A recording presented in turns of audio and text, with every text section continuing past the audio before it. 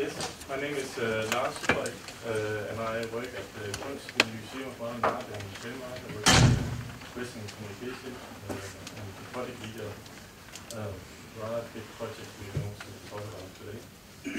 Hi, and I'm Tobias Golotner from the Danish Broadcasting Corporation.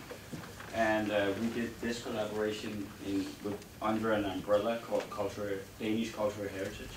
And I'm going to talk about the DR perspective, or the broadcast perspective within this project.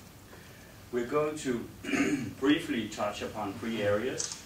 We have around 30 slides, so we'll try and make it quick, because we have 10 minutes left. We will talk a bit about production and content, access and platform, and use and products. Yes. We are situated here in the northern part of Denmark. The museum is in a building designed by Alvar Aalto, the Finnish people, you know. And we have around 70,000 visitors a year, 4,000 artworks, and 30 full-time employees. It's around, just to make clear what a middle-scale museum is like in our context.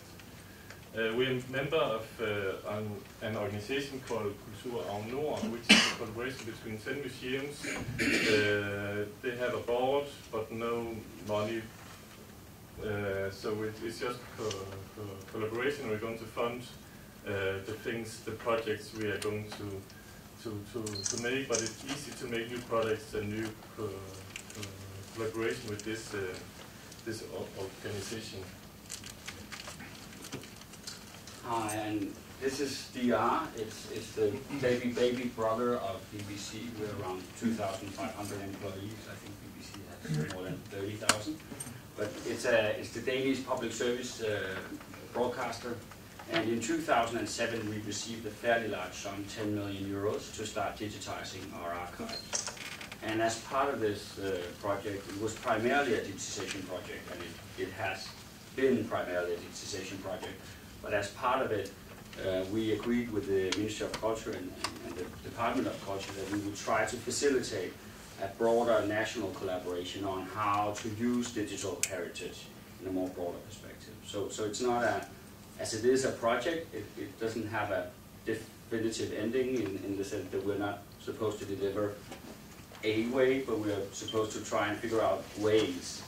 And what we worked with in the beginning was that we thought that use was value, and this goes both internally in DR but also externally, in the sense that when we digitize our archive, which is roughly between 500 and 700,000 hours, we don't know because it's just, you know, tapes on shelves.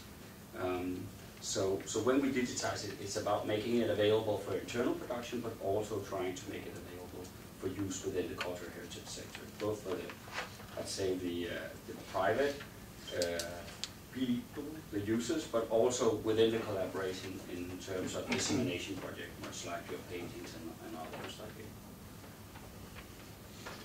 Yeah, the challenge was, and maybe still is, that some years ago we wanted an app like everybody.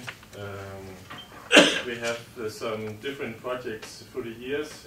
Of course, we have a website, we have some in-gallery touchscreens, and we have a mobile app, web app at that time.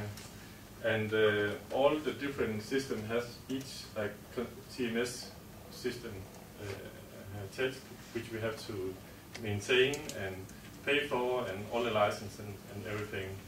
And at the museum, there's me in the communication department. So it's me who has to move all the content around.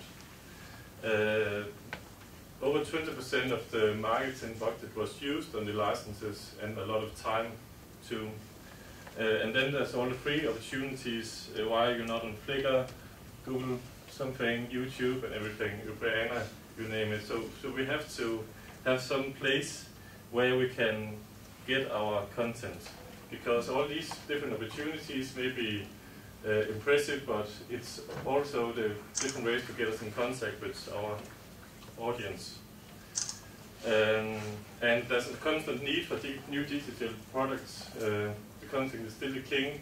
the content has a longer life than the digital products. Some of our content is, digital content is, some of our text is maybe 10 years old, but it still works at a way of interpreting our artworks. So we have to have a place where we can store this content and not moving content around. So this doesn't work. We need a new solution. Well, and what we thought in the beginning of the project was that we would try to facilitate a better structure within the collaboration for sharing content. And we thought that there was a problem, and we kind of saw that in all our products, that we were spending too much on infrastructure and system development and not enough on the actual product. So I'm sure you know about it. When you're almost there and you're ready to create a cool project, you're out of money, so you create something. And then when people say it doesn't work, you say, well, we have an excellent infrastructure, or we spend a lot of money sorting out why we did it, but we can't really do it now. So we wanted to change that way, and we thought that we'd be a good organization to do that, because we have a large technical staff. We're a big company compared to a lot of museums. So we wanted to create the middleware, the chaos layer, which I'll move into in a minute, which should then enable our collaborators to do, spend more money on the product, the actual engagement with the audience. So we got this problem. We have some ideas of creating some apps, and at Kunsten, where I work at, we thought about it doesn't make sense that we create an app and all the other 9 museums sit by themselves creating apps, so we can do it in a collaborative project. And we were 4 museums, got together, different museums with different needs, and we got together and made this pilot project and get in contact with Tobias and his department. At first, we have these 3 things we're going through: the production of the content, the technical platforms, and the projects we made. So the production, we use existing content, text, picture, sound, and so on, and then we hired a journalist to produce new content. The traditional process of making an audio tour could look like this. You have to choose the object to talk about, the curator write the script, and then there's an internal review of the manus. They write the script and hire an actor maybe to speak the manus, hire the studio, and then your audio tour is complete. Our way of making the audio tour is hire the journalist and choose the objects. Then you record the audio guide in front of the artwork, and then it's complete. So there was no scripts. Of course, it's like a guided tour. When you go around the guided tour, you don't read from the scripts. So we would like to keep the passion, the curator's passion for the artworks. We would like that the public can hear that. So we want to narrow the process down to these 3 steps.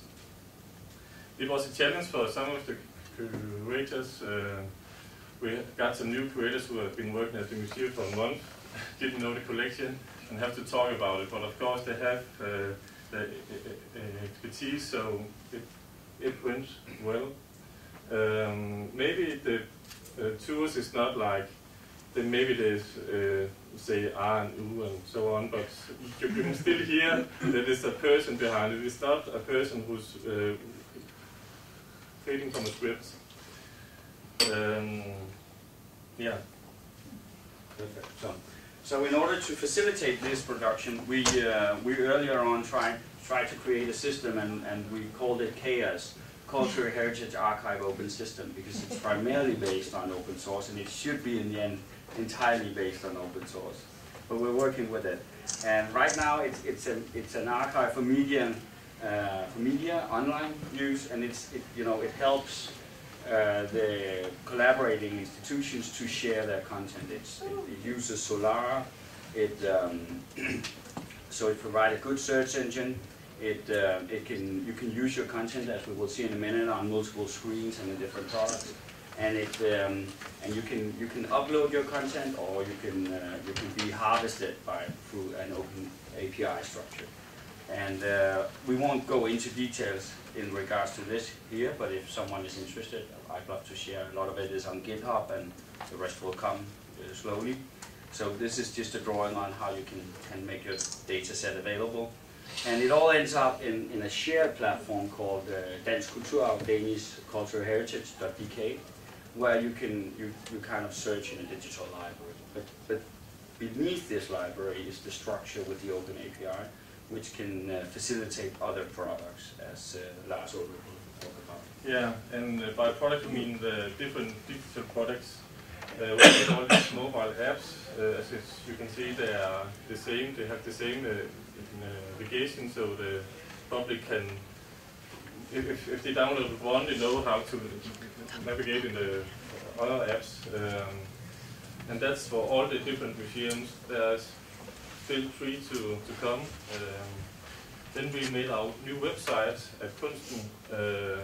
It draws the content from Chaos out to the website. We made touchscreens. It's just a Chrome browser that people are using, so we don't pay for a license fee for each screens, and you just push the things out on different platforms. And it's on danskkulturarv.dk too.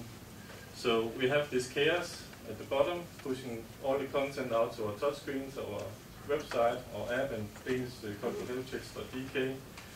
So when I'm going to update a new artist in our collection, I just go into Chaos, type it in, and it will push straight out to these different platforms. Thank you.